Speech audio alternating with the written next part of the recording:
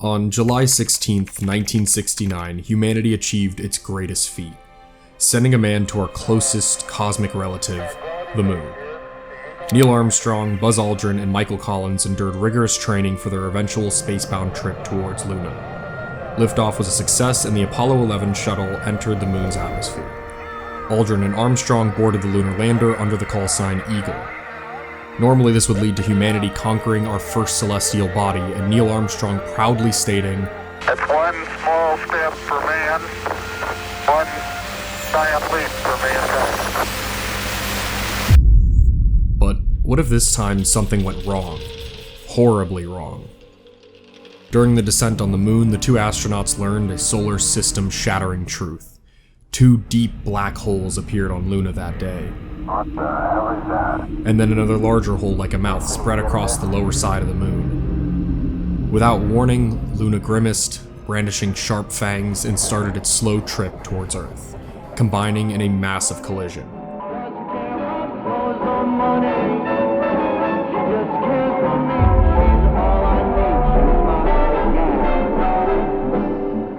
The moon was only the beginning, as Jupiter, Uranus, and Saturn look on from the distance.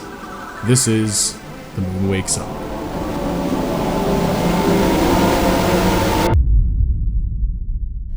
This incredible animation short was done by a channel called Mr. Friend.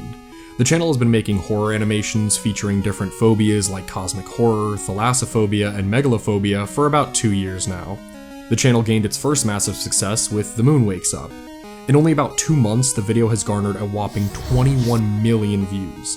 This is how I found this channel, as I'm sure many others did. It's an unnerving concept, and of course, it is also kinda silly. A few comments pointed out how the moon resembles the annoying Orange cast of characters, but I think both of those factors led to its explosion across YouTube. Originally, this was just a one-off animation. I watched it, thought it was awesome, and went about my day. That was until a sequel popped up in my recommendations. As of writing this video, 4 episodes in the Moon Woke Up series have been published. I wanted to find some kind of lore breakdown or explanation for it, and despite its popularity, not a single video like that exists. So if you want something done, gotta do it yourself. Let's go through each individual part, analyze them as they go, and try to figure out some of this overarching story. Mr. Friend, I hope you're watching. New from Debunk File. Feeling nostalgic? Grab these totally tubular tees from 1900-shop.fourthwall.com today. We have something for everyone. Tees, hoodies, hats, stickers, you name it, Debunk File has it. Don't worry, we have a limited time offer for the grand opening. Order now until July 31st to get free shipping on orders more than $60 with no code needed. If you're tired of looking like a square, trust us, we care. Visit 1900-shop.fourthwall.com today. Stay for a while, it's Debunk File. The second part in this story starts just 1 month before the moon woke up, with a doomsayer on the sidewalk, ranting and raving that the end is near and how they have seen the signs. The street nuisance also gives mention to how the chosen ones are all over, being transformed, and that the awakened ones will soon be here. The entire time, the man is wearing a mask that eerily resembles the visage of the awakened celestial bodies. The short then jumps 5 days prior to the moon waking up. We're in a small apartment in the United Kingdom, and a father ushers his son to get ready to leave. The son is drawing something, and the TV is all but static. As the father gets closer, we see that the son is drawing the awakened planets, and suddenly, the son is turned around and we get a look at his face.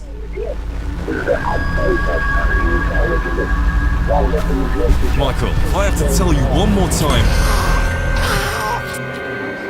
The same black eyes and grimace shared by all the other planets. We then get a short look at the Himba tribe in Namibia, praying to a drawn face of the moon in the sand. The moon has finally woken up.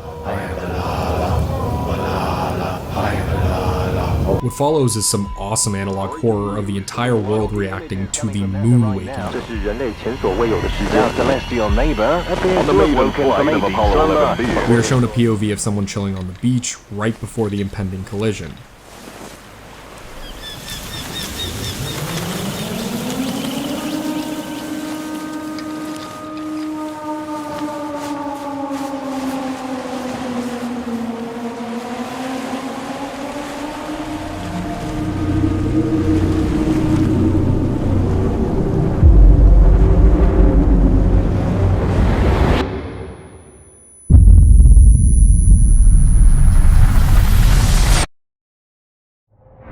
next scene is a massive time skip. 5 years has passed since the moon woke up. We get an exact number of the casualty rate as well, 3.2 billion, which leaves only 10% of humanity to scrounge in the dust to rebuild society. The announcer mentions how every body of water has dried up on Earth. The final shot shows us the moon face down on Earth and slowly pans up to show Earth's next impending threat.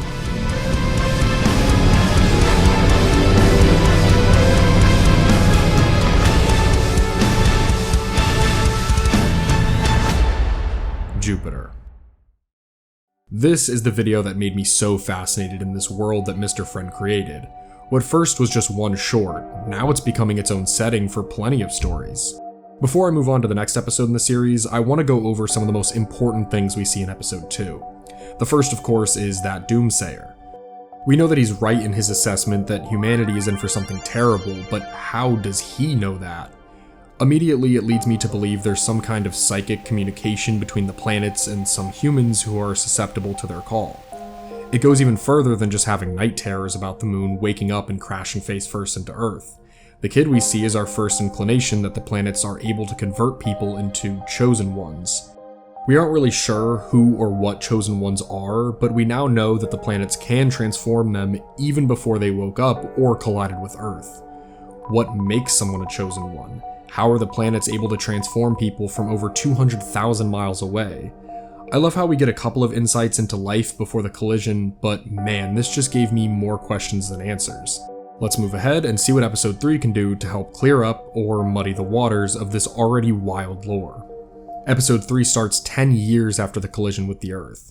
We see astronauts standing on the moon attempting some kind of research. It doesn't seem exactly clear. As it pans out, we see Jupiter, Uranus, and Saturn loom over Earth. Threats facing our existence appear to be far from over. Ever since Jupiter, Saturn, and Uranus arrived several years ago, their intentions have remained unclear, and they continue to simply loom in the distance. A quick side note, I strangely find Uranus so cute. Alright, don't clip that. But it's accurate, since Uranus is tilted upside down with its poles facing away from the sun. This silly planet with its creepy grin just floating the wrong way is so endearing to me. Well, back on track. We then finally get to see what humanity is doing to help rebuild and potentially combat the threat of the other planets, establishing the Frontline Research Initiative for Earth's New Defense, or FRIEND Industries for short. FRIEND is mentioned to have been financed by every single world leader that still stands, making it our best or only chance of survival. FRIEND headquarters sits right outside of the Umbra Zone, the zone that surrounds the moon's impact site in Africa. On the graphic showing the Umbra Zone, we see radioactive symbols hinting at something a lot more dangerous than just the planets lingering in our orbit. We get a great look inside the FRIEND HQ. I'm assuming this is the previously mentioned one right outside the Umbra Zone, but it's possible there's sites like these all over the world. In it, we see all sorts of industrial nonsense and a satellite that is being worked on or researched by FRIEND, we're really not that sure. We get a Terminator-style POV of a survivor in the rubble killing a rat, presumably for food. The rat itself is also scavenging, grubbing on some kind of pink glowing liquid, possibly the reason for the radioactive symbols all over the Umbra Zone. The narrator mentions how the 3 hovering planets are locking Earth's gravity due to being right outside of Earth's Lagrange Influence Disturbance Zone. Just shy of the Lagrange Influence Disturbance Zone, effectively locking us in an equilibrial gravitational three-way. Listen, I'm not an astronomer, so I might butcher this explanation, but it basically explains the gravity of celestial bodies, and since 3 planets surround Earth, Earth is seemingly unable to move at all. I apologize if that was completely wrong, but listen, this is a story about planets with faces. Let me know the right explanation down in the comments and I'll pin it. We see that satellite from inside the FRIEND HQ and find out it's actually a probe nicknamed Osiris-7. It's heading straight towards Jupiter. Another probe nicknamed Osiris-12 is also making a trek over to Saturn. Both probes are attempting to drop a Black Iris payload onto the planet. As of right now, we have no idea what that could mean. As Osiris-7 gets closer to Jupiter, the gravity spikes and the planet opens its mouth, and from it unleashes a moon. Subtle gravity spike. What the hell? Is that a moon? This little guy is just grinning like the rest of them and slams straight into Osiris-7, cutting off the video feed. Gravity spike is disrupting signals. The same thing is happening to Osiris-12.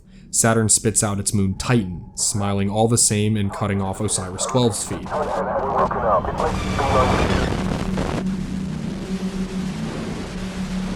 There's a great joke about no one wanting to get closer to Uranus, which is the exact kind of absurdist humor I've come to expect from a horror series about silly smiling planets. We find ourselves on the ground with what looks like friend soldiers. They find that same guy from earlier eating the rat he killed. He turns around and has that same face as the kid in episode 2. As the horrified soldiers get attacked by this infected Chosen One, we can see a disturbingly tall figure lurking in the background. The final shot is a POV of the beginning of the radioactive Umbra Zone. In the distance, we see that exact same figure, and after being spotted, it just darts away. Episode 3 did the exact same thing as Episode 2. I feel like we got more information, but gained even more questions. The first thing I want to mention is Friend Industries. Supposedly, this is the only thing holding Earth together 10 years after the moon's collision.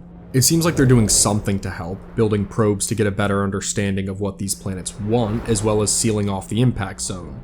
This is all to say it's a big corporation, so I can imagine something sinister is also going on with them. The universe that Mr. Friend has created is extremely bleak, so I'm hesitant to trust Friend Industries right off the bat.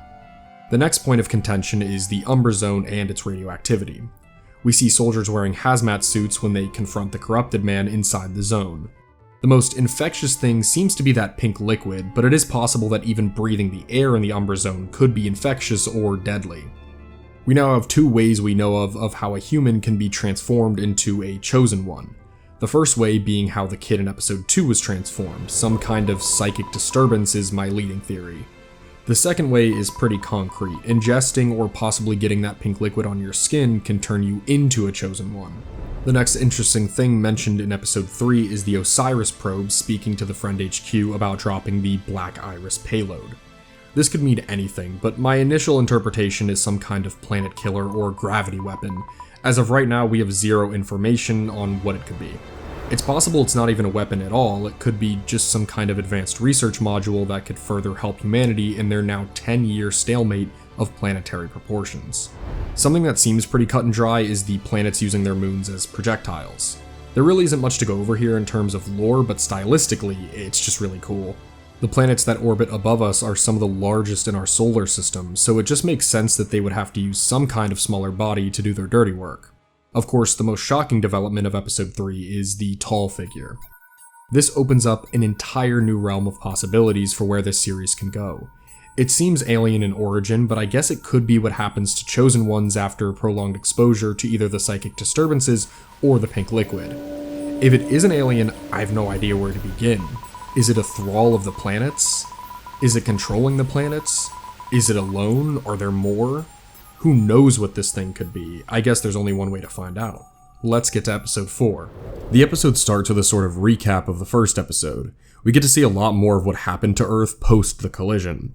The episode begins to devolve into friend propaganda with a friend operative in a hazmat suit reaching his outstretched hand to a dying Frenchman. A shining beacon rose from the ashes. There's a great joke here about the friend operative just kind of being there where the Frenchman begs for food instead of an outstretched hand. The narrator mentions Friend has been rebuilding humanity for the last 15 years, so another 5-year time jump has occurred between episodes 3 and 4. It seems as if Friend is really making a name for itself in the 15 years since the collision. We get to see what Friend is working on and the different sectors you can be a part of when you answer the call to save humanity. We get to see their cutting-edge weapon development team, their hydrogenesis research team, their extremely popular repopulation program, the Umbra Corps Marines, research and development, and their space program. And much more. This is probably one of my favorite scenes in the entire series so far. It's just dripping with that goofy 1950s propaganda vibe. It really reminds me of that commercial from Monsters, Inc. Incorporated. We scare because we care. The most important information we get from this compilation of jobs you can do comes from the research and development sector. It's played as a joke with a friend operative about to chainsaw a tied down man in half, but we do get to see giant canisters of the pink liquid. So Friend is aware of the liquid and is using it to run tests that I'm going to assume are anything but humane. The next scene is a couple of rough and tumble Umbercorps Marines being escorted somewhere.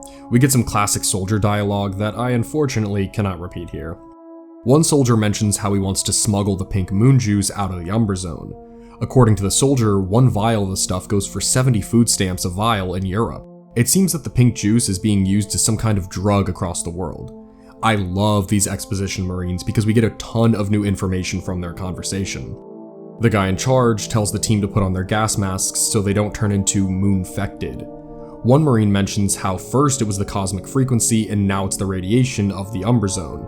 Since the pink juice seems to be a drug, I'm not sure if it's the reason people are becoming infected, but these are on-the-ground grunts, so we have to take their conversation with a pound of salt. The soldiers gear up for a mission in the Umber Zone, and the second the door to their vehicle is opened, the team leader gets jumped by one of the moon-fected. The team leader tells them not to shoot, and of course, one of them opens fire and kills him. The moon-fected woman jumps back up and is killed by a Marine with a robo-hand. Nice going, Tim, man. Won't have to worry. Suddenly, another Marine is grabbed through the roof by a long arm. The thing appears in the doorway and takes out the entire squad.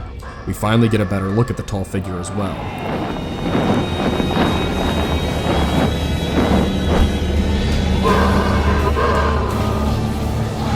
Before it can do anything more, it looks off into the distance as a rift opens up beside it. We pan out to see the same rift open up behind Jupiter. A giant hand comes out of the rift and pulls Jupiter in, and the episode ends.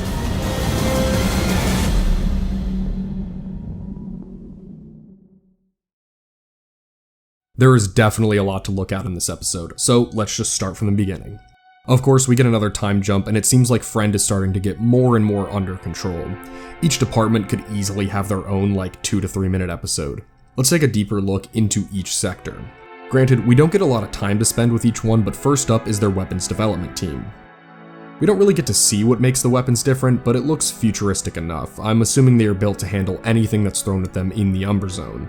The next sector is the Hydrogenesis research team. Again, I am a YouTuber, not a scientist, so my explanation on hydrogenesis might be completely butchered. In real life, hydrogenesis is commonly called hydrogenation, and it refers to the chemical reaction of hydrogen being added to a molecule for a multitude of uses. It's used in the food industry and pharmaceutical industries for various purposes. In the context of our story, we really have no idea what it could be used for. It's possible they're draining the moon's water source, which is in the form of ice. They could be purifying the infected water across the Earth. We really have no idea. The next sector we see is of course the highly popular repopulation program. I don't think I need to explain this one. Next up is the Umbercorps Marine Division. This one is also pretty self-explanatory, but as someone who loves a good sci-fi army, I would adore some better looks at their training and missions. I feel like a survival horror game where you play as an Umbercorps Marine undergoing a mission in the Umber Zone would be way too fun. Mr. Friend, get on that ASAP. Research and development is probably the most interesting department. We don't see much in our quick go-around, but as previously mentioned, we do see giant canisters of moon juice being stored for some kind of use. We now know that the moon juice probably isn't going to turn you into a moon-fected since it's being used as some kind of drug, but even that's pretty unclear. My interpretation of the R&D department is they're using the moon juice to try and help humanity become immune to the infectious diseases that the moon gives off. The chainsaw bit is of course played as a joke, but maybe they're researching the moon juice as some kind of invulnerability drug. The last department we see is their space program. These are the men and women on the front lines of research against the planets, using top-of-the-line research and technology to get any kind of understanding of what's going on in the stars. We of course have seen the space program before during the Osiris missions to probe the planets. They were of course massive failures, but it's good to know they are still doing something to protect us. As for the soldiers' discussion, I pretty much covered their talking points in the recap section, so there isn't too much to truly break down here. I think we can all agree the biggest event to occur in episode 4 is the rifts. The one that appears behind the tall figure and the one that opens up and grabs Jupiter. This is the biggest game changer in the lore since the moon itself woke up. It seems there's some other form of life out there that controls these celestial bodies. It could be some form of alien god similar to the Living Tribunal from the Marvel comics. A celestial entity that intervenes when necessary. Maybe the planets are breaking some kind of cosmic rule and the wardens of the galaxy or universe awoke from their slumber to stomp out the planetary rebellion. This is the part where I was going to tidy everything up in a nice enough bow and say goodnight, but halfway through writing this, Mr. Friend blessed us with one more entry in the Moon Woke Up series. Let's take a look at the brand new episode and see how this series follows up from that wild cliffhanger at the end of episode 4. The episode begins with a POV of some Friend Space Division astronauts. They are making contact with the other set of Friend astronauts on some kind of joint mission. Suddenly, some kind of EMP goes off and the camera shakes as the other set of astronauts lose control of their ship. We get an astronaut's POV of the opening of the rifts, as a hand reaches out and grabs Uranus, just like it did to Jupiter in the last episode. Another hand goes for Saturn, and we see Jupiter grab one last time as all 3 planets are sucked into some kind of alternate dimension or something. The Space Division suffers a catalyst as the shockwave from the rifts causes ships to crash and astronauts to die. Kyle, be above here. We have suffered a major catastrophe. Friend station will simply We then cut back to the Umber Zone. We see Marines fighting a tall figure and get their POV of the rifts. After years of chaos and uncertainty, what we once thought to be our greatest peril has been eclipsed. As our 3 mighty neighbors are plucked from the heavens, it appears as if, for now, we are safe. Time jumps have happened in every episode so far, but in this one we get our greatest jump yet, 150 years. We see Earth's oceans have returned in a flourishing sci-fi city. Friends seem to be the dominant force on our planet after saving us from the planets, although we should probably thank those giant hands instead. The Umber Zone is properly sealed off with a giant wall that would make Aaron Yeager scream. Everything seems to be going great on Earth, and beyond as well, as we see a permanent moon base and massive satellite research outposts circling in our orbit.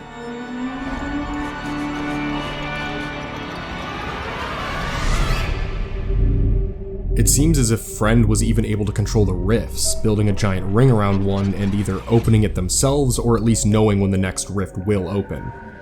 The next scene is a POV of a man in a cryo-free style chamber who's referred to as Subject 24X. We find out that 24X is the only one to survive the initial experiments out of 86 other subjects. The lead scientist mentions that he didn't boil like the others. This entire cryo scene feels straight out of the beginning of Halo Combat Evolved to me. The subject is escorted into a chair and the lead scientist starts monologuing at him, explaining how he'll be the first viable super hybrid. This research team has apparently been experimenting for centuries to find a suitable candidate. The scientist is handed a technologically enhanced arm prosthesis and continues talking about the experiments themselves. The scientist mentions how they have been working on gene integration with element 75-U, or colloquially known to us as moon juice. The arm prosthesis is attached and the subject is injected with the moon juice. A giant metal door opens up to reveal one of the tall figures that lumbers out. It takes out the assistant, but Subject 24X charges up his metal arm and blasts the tall figure into oblivion.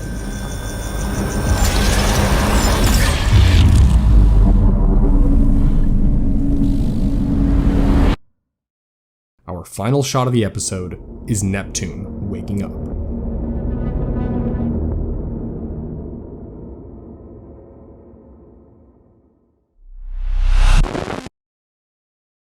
Overall, there isn't too much to analyze in episode 5. The time jump essentially speaks for itself. Earth is seemingly completely safe, meaning that Friend succeeded, again with the unknowing help of the giant rift hands.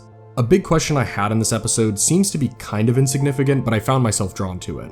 That being the whereabouts of the lab that we see during the back half of the episode. I think we're supposed to assume it takes place on that permanent moon base we saw earlier in the episode. A major point of contention is the experiments themselves. What were they doing that literally boiled the other subjects alive, and why did 24X survive when others didn't? I'm going to assume the boiling is referring to the moon juice literally boiling the subjects inside out, and 24X just has a body built for experimentation. It seemed to work. The combination between the robot arm and the moon juice made Earth's first ever super soldier to help combat any cosmic threats. The final shot also seems to be extremely important, that being the awakening of the blue planet, Neptune. I always wondered where the other planets were during this. Jupiter, Saturn, and Uranus are all past our solar system's asteroid belt, and so is Neptune, so maybe only planets past it can be affected? That doesn't really factor in our moon, that of course is not past the solar system's asteroid belt. Another factor is the fact that all the sentient planets don't have a traditional surface like the Earth does, being either a gas giant or an ice giant. This would be a really good way to determine why Mercury, Venus, and Mars didn't wake up. But again, our moon did, and that does have a surface similar to Earth's. We may be on episode 5, but this is only the beginning. Alright, we've had 5 episodes so far, so let's try and tidy up this story in one go. In 1969, when astronauts would have landed on the moon, they discovered the moon was alive.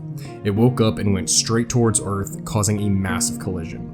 We get to see what life was like before the moon woke up, and we get a look at the final minutes before collision. This is the first time we see cosmic frequencies causing someone to turn into a moonfected. We get our first time jump, placing us around 1974. 90% of Earth's population has been decimated by the moon. The planet is practically unlivable. When things look like they can't get any worse, 3 planets wake up: Jupiter, Saturn, and Uranus. We get another 5-year time jump, placing us in 1979. The biggest development in the 5 years that have passed is the still looming threat of the planets, Friend Industries, and the explanation of the Umbra Zone that surrounds the moon. This episode shows us Friend in action for the very first time. They seem well-meaning, but of course there has to be something sinister hiding behind their friendly exterior. This is also the first episode we get to see moon juice, or element 75U. Originally, I assumed this element caused moonfection after a survivor ingests a rat that ingested the juice turns into a moonfected. This is still pretty open for interpretation since we later find out it's also used as a drug. This is also the first time we see the tall figure or figures. I'm certain we haven't seen more than one next to each other. We also get to see the Osiris probe missions. They of course fail terribly since planets have control of their moons, which have also woken up. Another 5-year time jump takes place, putting us in 1984. Friend has been slowly building over the last 15 years and are really making a name for themselves. We get a great extended look at what being an Umbra Corps Marine is like during a mission. The biggest development is the rifts, the giant hands that steal the planets right out of the stars. The next time jump is 150 years, putting us in the far-flung future of 2134. Earth seems to be prospering without the cosmic threats, and Friend seems to have everything under control. They seem to have created a perfect super soldier to destroy any cosmic threats that may come back. Of course, Earth is going to need Subject 24X, since the series up to now ends with Neptune's awakening. What started as a one-off horror short has now turned into a sprawling lore of terror and comedy. I'm so glad we were able to dig deep into this bustling new universe. We've learned a lot, theorized even more, and yet I'm still unsatisfied with our full breakdowns. I don't think we're ready just yet to piece together an entire story since it's still building, and I think I was able to get everything done in the episode breakdowns themselves. This series has garnered loads of success, so I doubt that episode 5 is where this story ends, especially with Neptune waking up. I'm definitely in this for the long run, and if you guys like this video, you can absolutely expect a follow-up video as soon as Mr. Friend updates his own universe. I think 5 is a good way to do things. I won't make a video on every single upload, maybe I'll talk about it in community posts, but once Mr. Friend gets to episode 10 is when we'll go ahead and make our video. I'm extremely excited to see where this series goes, but what about you? Did you think I did a good job attempting to figure out the mysteries of the moon woke up? If not, please comment your own theories down below. I'd love for the next video to have tons of viewer feedback. I want to see your interpretations all over this comment section. We will see you all very soon. Friend Industries, out. Thank you guys so much for watching. If you like this video, make sure to actually like the video and subscribe to see what we put out next. If you want to keep up with us in between videos, make sure to check out our official Instagram and Blue Sky account. They are both linked in the description below. Make sure to stop by our Discord. It truly is the best place to chat with us and hang with fellow debunk enthusiasts. If you really love what we put out, make sure to check out our Patreon Debunk Plus. It's only $1 a month and it grants you full access to everything on there. Supporters get script PDFs, videos early, and other random stuff we decide to put up and more. Also make sure to check out our brand new store. It's 1900debunk/shop.fourthwall.com. Don't forget it, grab yourself some cool stuff. As always, my name is Seb from Debunk File. See you guys next time. Bye.